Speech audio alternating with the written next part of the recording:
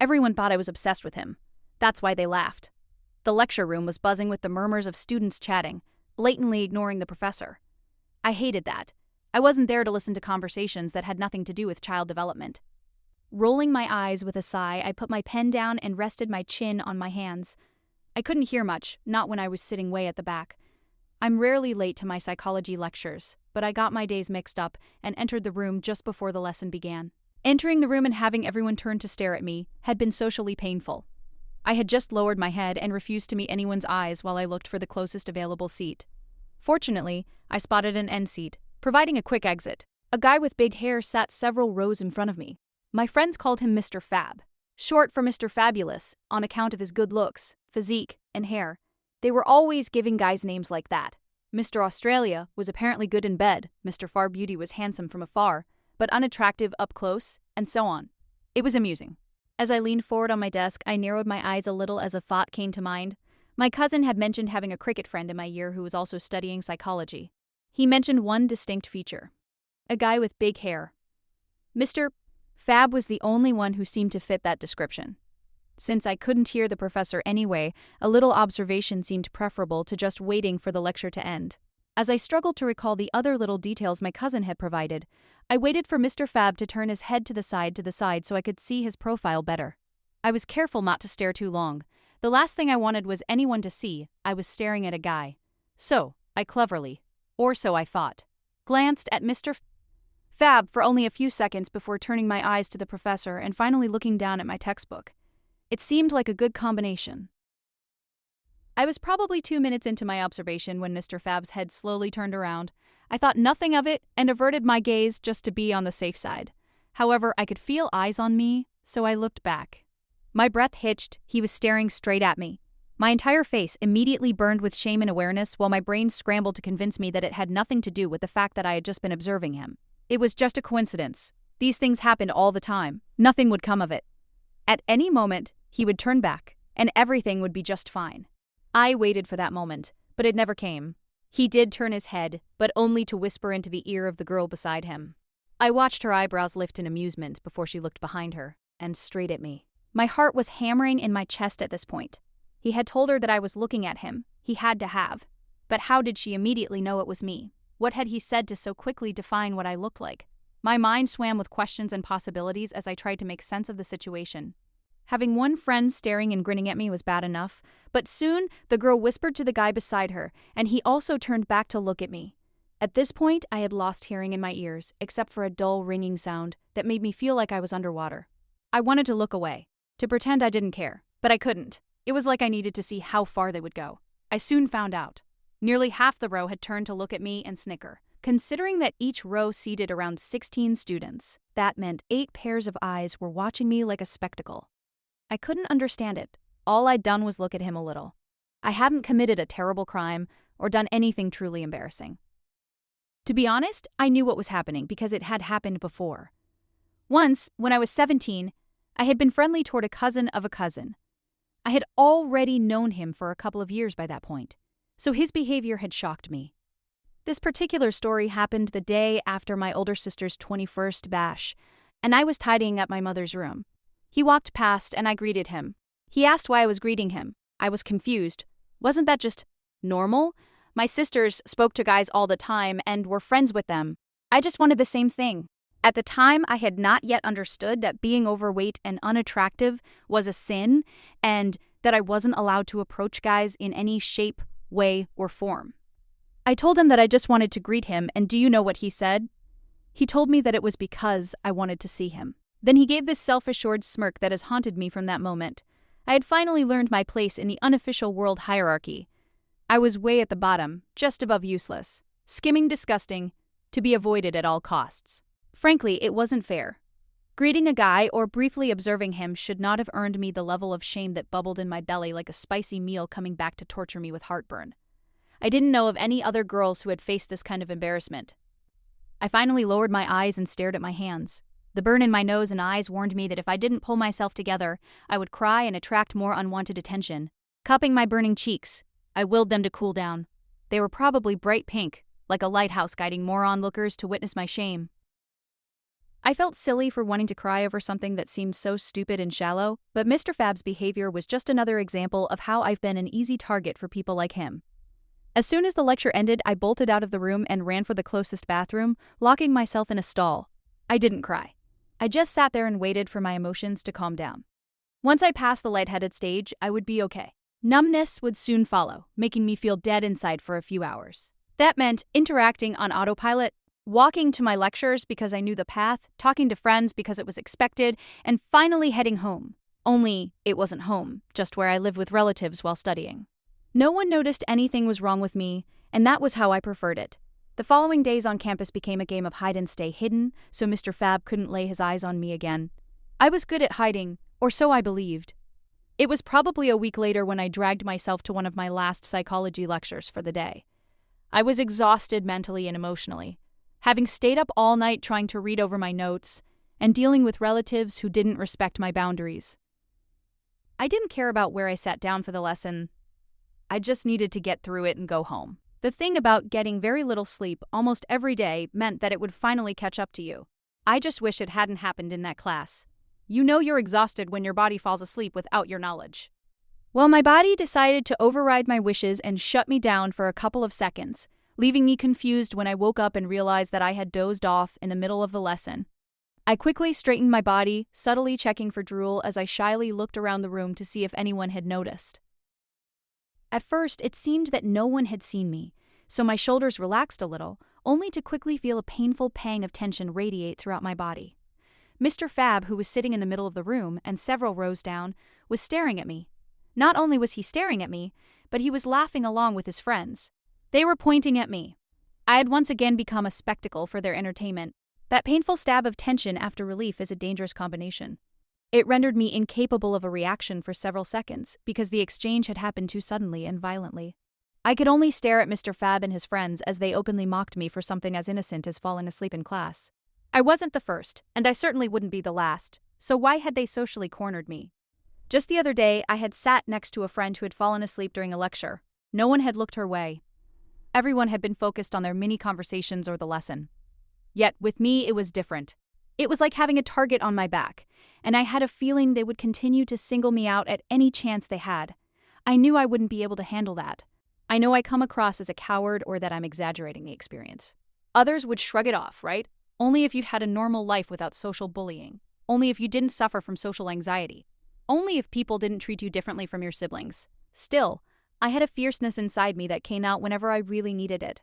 And boy, did I need it then. I started working on a plan to stop Mr. Fab and his friends from targeting me. I would have to get him alone, away from his other friends. But I had no idea how to do this. He was always surrounded by people. That didn't deter me, though. He needed to know the truth, that I wasn't remotely interested in him beyond confirming his identity as my cousin's cricket friend. Maybe you're wondering if I had a crush on him and was simply trying to explain it away to make myself feel better. I assure you that my past experiences guaranteed that I'd be repulsed by anything that hinted at romance with a guy. I painted them all with the same brush to protect myself. Mr. Fab was no different. He may have been conventionally good-looking and popular, but I wasn't concerned about that. His behavior had revealed the kind of person he was. A bully who picked on awkward, unattractive girls, simply because he could. My chance to subtly confront him came sooner than I expected. Exams had arrived, and with them, nerves, emotional eating, and sleepless nights. Everyone who cared about their grades was on edge. Some had formed study groups, others pestered their professors for tips, and a few didn't seem to care as much as they should. Instead, they were partying and staying out at all hours of the night. I could only shake my head at them and focus on my own studying, which wasn't going so well. I was too focused on clearing my name with Mr. Fab. Not that he knew my name, but my face? Oh, he knew it well enough to quickly pick me out in a crowd. On the day of my industrial psychology exam, I made the decision that it would be then or never. It was our last exam at the same venue. If I didn't talk to him that day, then I'd have to wait until after the brief vacation, which would mentally torture me. I made sure to finish my exam before him, handing in my paper to the invigilator, and leaving the hall. My noisy shoes slapped against the tiles, echoing like a drum in the quiet room. I didn't dare look around to see if anyone was annoyed with me. After all, I couldn't help the sound of my shoes. They were the only decent pair I had that didn't pinch or squeeze my feet. Finally, I made it outside and paused. I needed the perfect spot to stand and wait for him. I didn't want to bombard him, but I also didn't want to miss my chance to stop him before he left. A nearby pole seemed like the perfect compromise. Enough distance to give him room, but close enough for me to make my move. Mr. Fab appeared around 10 minutes after I left the hall. My heart hammered away in my chest as I watched him step outside, looking oddly lonely without his usual group around him. He didn't seem as confident or intimidating as usual. That worked for me. It's now or never, I told myself and stepped forward just before he reached the pole. Sorry, I called, drawing his attention. He paused, his eyebrows hiked with surprise and maybe a tiny bit of worriness. He probably didn't think I'd ever approach him. Bullies seem to thrive on thinking that their victims would never push back. If he knew how nervous I was standing there, he would probably regain his confidence. Unfortunately for him, I was a master at hiding my discomfort. Do you know Mario Lucas? I asked. Mr. Fab tilted his head and lowered it, looking at me from an angle. I don't know why he did that. Maybe he was bracing himself. Yes, I know him, he confirmed with hesitation. I smiled. Oh, okay, because he's my cousin, I said. A little while ago, he told me that a cricket friend was studying psychology in my year, and I kept wondering if that person was you. Now I know. Zane, right? He nodded, looking more uncomfortable than before. Oh, okay. Small world, he said. He attempted a smile, but it looked more like a grimace. He probably realized that he had insulted the cousin of a person he respected. The dynamic had changed, and the scales had tipped in my favor. Well, I can now tell him that I've confirmed it's you, I revealed with great satisfaction. I need to go, but it was nice finally meeting you. With that said, I walked away and searched for a friend who had attended the same exam. To say I was exhilarated was putting it lightly. I was still shaking inside from nerves, but following through on my plan had given me a sense of accomplishment. I doubted Mr. Joe, Fab, or rather Zane, would continue to mock me with his friends. That should have been the end of it. But sadly, it wasn't. I had cleared my name, only to create an awkward situation that made us both uncomfortable whenever we saw each other. Zane carried shame, while I carried a little trauma from his actions. We could barely look each other in the eye whenever we passed each other.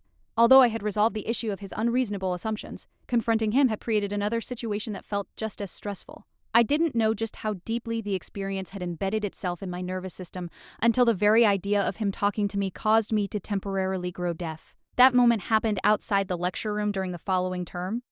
2 friends and I were waiting for the lesson, and he happened to pass us and enter the room, only to reappear moments later, when he realized that our lecture hadn't begun yet. Zane looked confused, and from the corner of my eye I could tell that he had spotted me. I made sure to look anywhere but at him, but he approached us anyway. My ears grew deaf then, followed by the usual ringing sound. Later, I would find out that it was a symptom of PTSD. The deafness didn't last too long, probably just a few seconds, because I heard him say, "Do you know when the next class is?" I answered, not wanting to seem as if I was ignoring him. I think it was a point of pride. I didn't want him to have the satisfaction of knowing how much he had affected me. He had looked so awkward standing there. I was glad when he left, so I could comfortably breathe again. Straight after, my friends scolded me. "Sophia." One of them exclaimed, "He called you like 20 times. My eyes widened in shock and confusion. "He did?" I said. "But I didn't hear him." "Yeah, he did. And you just ignored him," my friends insisted. I couldn't believe it. I hadn't heard a thing. Part of me wanted to run after him and apologize. But what would I have said? That I didn't hear him call my name, but I heard him ask the question? That didn't seem right, so I decided to just drop the matter. The rest of the semester passed by with a few brief run-ins, but we mostly avoided each other. Sometimes, I swear I could feel his eyes on me during lectures, but whenever I'd look, he'd be focused on the professor. I was happy when our summer vacation came around, and I could go home for a couple of months. I ended up working part-time at a beauty and health spa, and even received a couple of free beauty treatments. Body waxes, facials, massages, manicures and pedicures, and tutorials on applying makeup. I think I was more of a guinea pig for new products, but it was a great experience. All that running around, being busy, and the many treatments I received worked in my favor, because by the time I returned to campus, I looked like a different person. I suppose you could say I had a glow-up. I lost a bit of weight, bought new clothes with my wages, and my skin and hair had never looked better. The changes unexpectedly drew unwanted attention from guys who would have never looked my way before. Maybe I was naive, but I wasn't prepared to be so suddenly approached by many guys asking for my number. I felt disoriented and eventually started hiding from them. It's funny if you think about it. I was no longer hiding because I was afraid of being mocked. I was hiding because I couldn't handle all the attention. I couldn't believe how shallow people were. Nothing had changed about me except the way I looked. I was still the same person inside. Maybe a little more confident, but still the same. One day, after buying spicy chicken with roti, french fries smothered in mayonnaise and hot sauce, and a cold drink from a food stall on campus, I settled on a shady spot of grass to enjoy my meal. I was probably halfway through my roti when a shadow fell over me. Frowning, I looked up and stilled. It was Zane. Hi, I said, stuttering slightly. Hi, he returned, running his fingers through his hair. Silence. I put down my roti, wiped my fingers with wet wipes that I always kept in my bag, and waited for him to say something else. He had approached me, so he needed to give his reason for coming to me. You get that from the stall down in Shepstone Building? He asked, pointing at my food. I nodded. He asked. Good. Isn't it? He said. I nodded again. Very good. More awkward silence. I just wanted to eat my meal in peace before heading to class, not sit about waiting for him to say something. I was about to tell him that when he spoke, I wanted to apologize, he began. I realized that I was rude to you earlier this year. That was uncalled for and immature of me. I pulled my head back in surprise. That was the last thing I expected him to admit or say. Guys like him tended to coast on life, never admitting your wrongdoing. Oh. My mind was scrambling to think of the right response. Okay. I accept your apology. Zane gave me a dazzling smile then, his teeth catching the sun's rays. I could see why girls liked him so much. Not me, though. Not after what happened. Great, he exclaimed. That's a load off my shoulders. He looked at the spot beside me. May I? I frowned at him. May you what? I really didn't know what he meant. I didn't have much experience with guys.